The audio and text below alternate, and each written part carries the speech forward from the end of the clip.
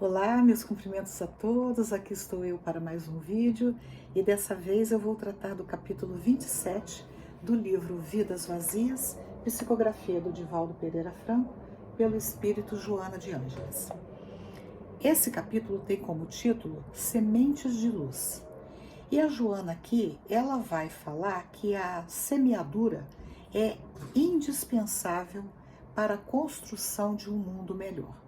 Nós sabemos que estamos numa fase de transição planetária.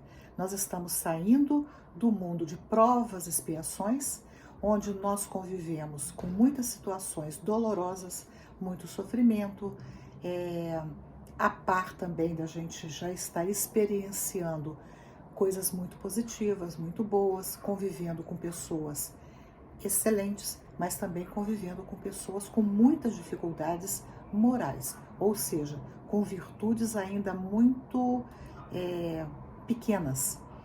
Então, e aí essa fase de transição é aquela fase em que nós vamos sair da condição de mundo de provas e expiações para o mundo de regeneração. O que é o mundo de regeneração? É o mundo onde nós, a partir do nosso esforço pessoal, nós vamos passar por uma situação menos sofrida, uma situação em que o bem e o mal vão estar em equilíbrio. É interessante porque tem pessoas que acham que quando nós passarmos para a regeneração, nós já estaremos, o bem já vai ter superado em muito o mal. Não. Hoje, o mal supera o bem no mundo de provas e expiações. No mundo de regeneração, há uma equivalência, bem e mal, mas já é um grande passo quando eles estiverem em equilíbrio. E quando é que o bem vai superar o mal? Na próxima etapa, que é os mundos ditosos e depois os mundos celestes, a habitação dos espíritos puros, ou seja, que já superaram todas as suas dificuldades intelectuais e morais. Então já se purificaram totalmente. Bom, mas aí, voltando aqui ao texto, a Joana diz que nós precisamos investir nesse autodesenvolvimento para que o mais rápido possível nós adentremos nesse mundo de regeneração. E ela diz que hoje a gente ainda, ela usa uma imagem assim, que nós vivemos ainda no imenso matagal de ignorância. E esse matagal que asfixia as plantas mais tênues, né? Então, é um momento em que, quando nós ainda somos muito frágeis, a ignorância nos asfixia, nos torna difícil a nossa caminhada, mas isso não é impossível. E ela, mais adiante, vai dizer que, neste momento que nós vivemos, a nossa conduta é uma conduta onde nós, muitas vezes, nós não nos tratamos de forma humanitária, nós nos desumanizamos, e é o que a gente está vendo por aí, né?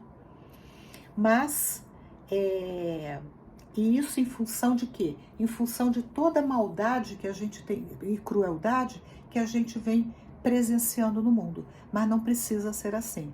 Quando nós temos a consciência de que isso é um momento difícil, sem dúvida, mas é um momento e que depende de nós superar esse momento, a gente vai enfrentá-lo sem desânimo, sem, como diz na gíria, né, sem pendurar as chuteiras. Ela diz que, ela cita algumas coisas que contribuem para esse estado de coisa, que são as imagens obscenas, as condutas agressivas, vulgares, a sensualidade exacerbada, espetáculos chãos, né, ou seja, vulgares, baixos, que é o que a gente tem presenciado na sociedade e que isso nos afeta. E para que não nos afete, nós precisamos estar cada vez mais cientes de quem nós somos, ou seja, que nós não somos seres materiais. Nós estamos na matéria, mas o nosso futuro é o futuro do espírito. E quando nós entendemos isso, nós vamos focar nisso. Vamos viver na Terra? Vamos. Vamos usufruir de algumas coisas ainda materiais? Vamos, porque faz parte da nossa realidade. Mas não vamos tornar isso o nosso objetivo na vida. O nosso objetivo é investir em nós mesmos como seres imortais que somos. Aí ela vai dizer,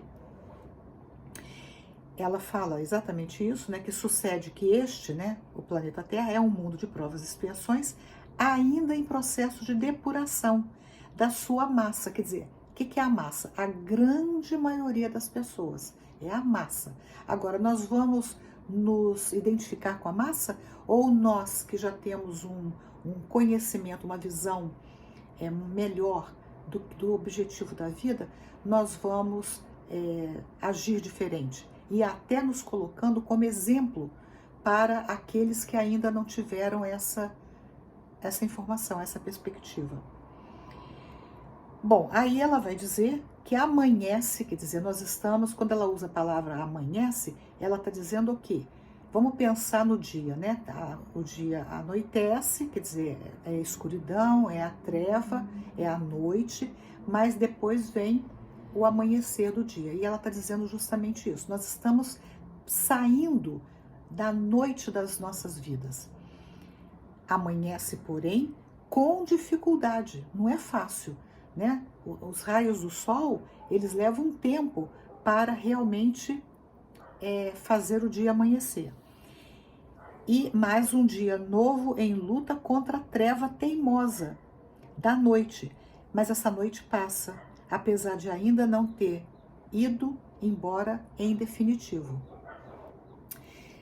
Quem tem o hábito de observar o amanhecer, o nascer do sol, é muito interessante, porque a gente fica olhando, né, e parece que o sol custa nascer, mas de repente ele aparece com todo o seu fulgor, o seu brilho. E é isso que acontece, né? Nós estamos vivendo esse momento em que nós não devemos nos desestimular diante da demora entre aspas, desse amanhecer, porque vai amanhecer. É o que a Joana está falando. E ela diz uma coisa também bem importante, que é: confundem-se glórias humanas com desgraças morais e espirituais, num espetáculo de primitivas apresentações. Então nós estamos presenciando glórias, coisas maravilhosas que o ser humano é capaz de fazer, e que isso está convivendo com as situações mais absurdas do ponto de vista moral. Corrupção, desonestidade, injustiças, maldade, violência e por aí vai, né? Mas, a par disso, a gente vê pessoas que investem no bem, que são capazes de ajudar o próximo, que visam mais o interesse do outro do que o próprio interesse, que já não se comprazem mais na maldade, que buscam a justiça, a solidariedade e assim por diante. Mas, neste imenso território, se travam as lutas transformadoras do amor. Então, ela está dizendo o quê? Que é o amor que vai transformar essa nossa realidade. E aqui não é o amor carnal, é aquele amor que Jesus ensinou, o amor incondicional, né? O amor ao próximo, o amor que é capaz de todo tipo de abnegação, né? Em favor nosso e do outro também. Aí ela continua dizendo: o espectro da insensatez é obrigado a ceder lugar a novo comportamento, aquele que há 2000 anos vem sendo proposto por Jesus e pelos seus mensageiros. Esse parágrafo me parece assim muito importante, porque ela diz que esse momento que a gente vive não é para sempre. E a lei divina, ela é obrigatória para cada um de nós. Querendo ou não, nós vamos sair desse momento de insensatez e buscar o que? A sensatez, que é o juízo, que é o desejo a nos enxergarmos como seres espirituais, deixarmos tudo para trás, tudo aquilo que inviabiliza o nosso progresso, a nossa evolução como espírito. Aí ela vai dizer o seguinte, que essa mudança no nosso planeta já está acontecendo, essa grande mudança, que já está acontecendo no globo terrestre. Muito embora nem sempre a gente consegue observar, mas ela afirma que está. E basta que a gente respire fundo, acalme os nossos corações para a gente perceber como que tem acontecido coisas que vêm mostrando para a gente o potencial do ser humano para a prática do bem, né? Nós temos visto isso. Tem muita gente praticando mal, sem dúvida nenhuma, mas ela vai dizer que isso tende a desaparecer. Aí ela vai dizer assim, ó, é indispensável o esforço de semeação sobre esses destroços. Quer dizer, ela está dizendo o quê? Que nós estamos, a Terra está destroço, quer dizer, destruição, a destruição dos valores, né? Mas o solo da Terra, né? E não é o solo material, é o solo espiritual das nossas emoções, dos nossos desejos, dos nossos pensamentos, eles devem ser lavrados sem postergação, quer dizer, nós não vamos adiar. Não importa que o outro não queira, mas quando nós já temos a consciência, a importância da prática do bem e de investirmos no nosso avanço intelectual e moral, então vamos arregaçar as mangas, porque sabemos que isso é importante para nós. Mas isso não é por um comportamento egoístico. É porque quando nós nos melhoramos, fatalmente nós melhoramos o nosso entorno. E a gente cria uma herança para as gerações futuras. Os nossos filhos, os nossos netos, os nossos bisnetos e até para nós mesmos, que como somos reencarnacionistas, nós entendemos que nós poderemos voltarmos para o planeta Terra, herdando tudo aquilo que os nossos antepassados nos deixaram. E aí ela diz que trata-se de uma sementeira de luz. Depois ela vai dizer que tudo se renovará em colorida primavera de bênçãos. Olha que imagem bonita, né? Porque quando a gente pensa na primavera, a primavera é a estação das flores, né? Então é como se a gente estivesse vivendo num ambiente colorido, num ambiente florido, num ambiente perfumado, gostoso de estar. E que isso vai acontecer, querendo ou não. Aqueles que forem relutantes, que não desejarem, que forem teimosos, que não desejarem viver ou se modificarem, esses vão ter oportunidade para crescer em outro ambiente. É o que a gente fala de degredo, né? Vão ser levados para outros planetas, ou na mesma condição da Terra, como o mundo de prova e expiação, ou na condição de um mundo primitivo, onde, convivendo com situações difíceis, vão aprender a dar valor àquilo que nós hoje deveríamos dar valor e não estamos dando. Aí ela continua dizendo que surge o abençoado momento da renovação, que desta vez deverá ser permanente. Olha que beleza. O planeta, a Terra, ele vem ao longo do tempo nesse processo de crescimento, aí para um pouquinho, aí vai, aí volta, parece que regride, que volta atrás. Mas aqui ela diz que essa renovação, deverá ser permanente, ou seja, definitiva. Quer dizer, esse momento que a gente está vivendo é definitivo, não tem mais como voltar atrás. O próprio planeta Terra não suporta mais conviver com seres humanos destrutivos, né? Então, é bom que a gente se atente para o que a gente quer e investamos no nosso crescimento, na nossa modificação interior, para que a gente possa, então, herdar a terra, como Jesus falou lá nas bem-aventuranças. Bem-aventurados os mansos e os pacíficos, porque herdarão a terra.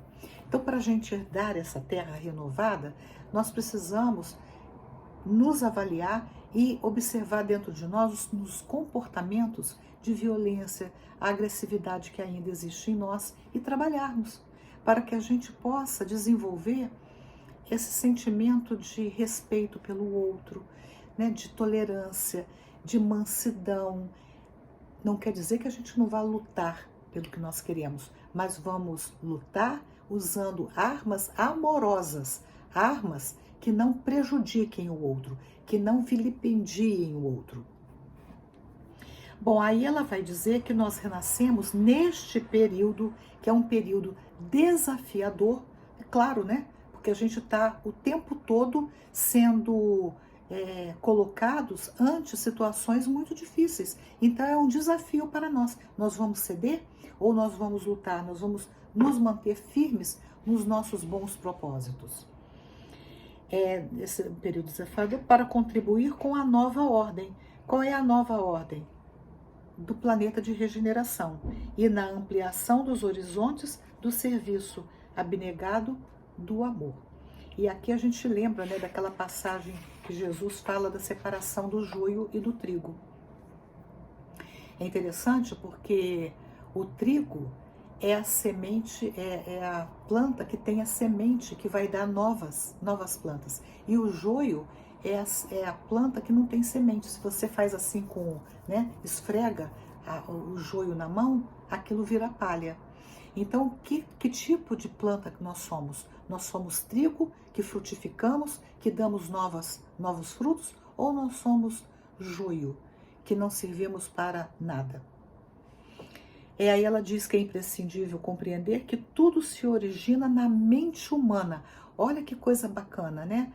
Tudo que nos acontece não acontece por causa do outro. Acontece porque eu plasmei, eu pensei, eu senti. Então, se eu quero ter uma vida produtiva, uma vida frutífera, boa, não no sentido material da palavra, mas no sentido espiritual, eu preciso ter certeza de que tudo que eu penso, tudo que eu falo, a forma como eu me comporto, eu estou criando a minha atmosfera mental, a minha atmosfera da vida. Então, se eu quero ter uma vida condizente com o que eu almejo para mim como espírito, eu tenho que educar o meu pensamento, as minhas emoções. E ela diz que ela fala assim, compreender que tudo se origina na mente, que é co-criadora do universo, que oferece as vibrações enérgicas como bem ou como mal. Então, eu tanto posso criar o bem como o mal. E isso depende do que eu elejo para a minha vida. Aí ela continua dizendo que o nosso compromisso é com os emissários da vida indestrutível. Então, a nossa vida, mesmo quando a gente morre, o que morre é o corpo, mas a vida não se destrói. Então, justamente porque eu sei que a vida não se destrói, é bom que eu invista numa vida onde eu vá construindo a felicidade e não a minha infelicidade. E ela disse assim, não te importem aqueles que permanecem insensíveis, distanciados, inermes ou perdidos nos descaminhos da ilusão material de breve duração. Então, se nós convivemos com pessoas que não estão nem aí, são insensíveis para essa nova realidade, a gente continua, né? A gente continua, porque nós não podemos modificar o outro, a gente só pode se modificar. O outro, cabe ao outro se modificar. Agora, nós vamos fazer o possível para nos colocarmos como modelo para que o outro se estimule a mudar o seu comportamento. Da mesma forma que a gente se espelha em pessoas cujo comportamento nos causa admiração. Então a gente vai um aprendendo com o outro. E ela diz que cabe a cada um de nós acender a própria luz na escuridão. E que a gente renasceu para ser feliz. E aqui é importante, né, que a felicidade depende da nossa evolução espiritual. Quanto mais a gente adquire saber, quanto mais a gente supere a ignorância que ainda reside dentro de nós, quanto mais a gente adquire virtudes, mais a gente vai caminhando no sentido da felicidade. E a felicidade plena nós não vamos obter aqui na Terra, que ainda é um planeta com muitas dificuldades. Mas quando nós atingirmos a condição de espírito puro, né? O que é o espírito puro? Aquele que já se desvencilhou de todas as suas dificuldades intelectuais e morais. Aí ela vai nos convidar a semear estrelas, quer dizer, semear luz, beleza? E que a gente não se inquiete com as sombras, nem com as ameaças das dificuldades que a vida coloca para nós.